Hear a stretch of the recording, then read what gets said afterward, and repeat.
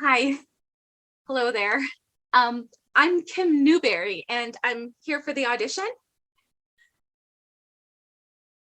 Sorry I'm late. Parking in the snow was a nightmare. Well, actually I found a spot right away, but there was a lawn chair in my way, so I had to stop and move it. Then this old lady came out and she was yelling at me not to touch her furniture. I mean, she was screaming at me that she reserved that spot. So I folded up the chair and I told her that this is hardly furniture and it's a public street. You can't reserve spots in the street, lady. So, I got back in my car and I was about to parallel park. And what do I see in my rearview mirror? That same old lady is unfolding the lawn chair. The nerve, right?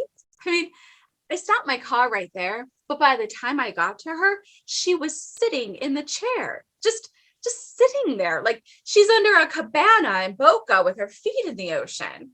I explained to her that she needed to move. I mean, I needed to park my damn car. And she says, "No." And I say, "Move your little summer solstice party out of the way." But she says, "I ain't going nowhere." So, in an act of sheer defiance, she pulls out of her pocket a cigarette pack, lights it, and says, "Find another spot, sweetheart." As she ashes the cigarette on my shoe. Between us, I thought about lifting her up and moving her, but she was feisty and I canceled my gym membership in 2012. So I pleaded with her. I told her I was late for a very important audition and I just needed to park my car for an hour or so. She just went on ignoring me, just puffing on another cigarette. So I did what any reasonable adult would do. I sat down next to her. She says, "What the hell are you doing? Get your car off my spot." Nope.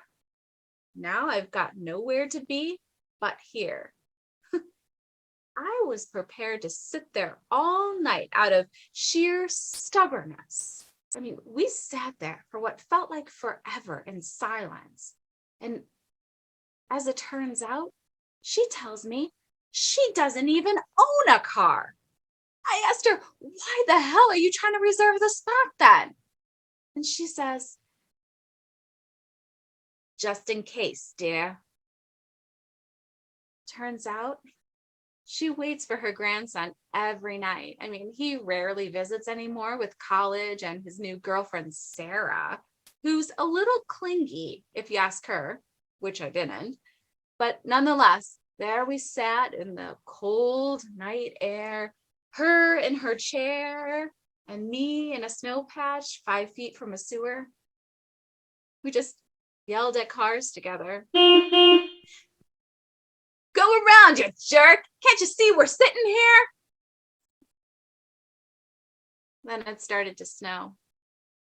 It was actually really beautiful. The snow under that streetlight, kind of like a Hopper painting, tranquil, still, perfect moment in time, I guess.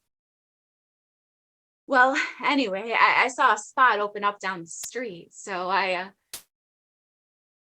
left her sitting there. I really hope she's doing okay. She's making a roast tonight with extra baby carrots, Tommy's favorite. No one should have to eat alone, though. Uh, you know what? I'm sorry. I should get going. I think I parked in a tow zone. Yeah, you know how Chicago parking restrictions are. They do not mess around. I should go. Sorry. I can't audition today.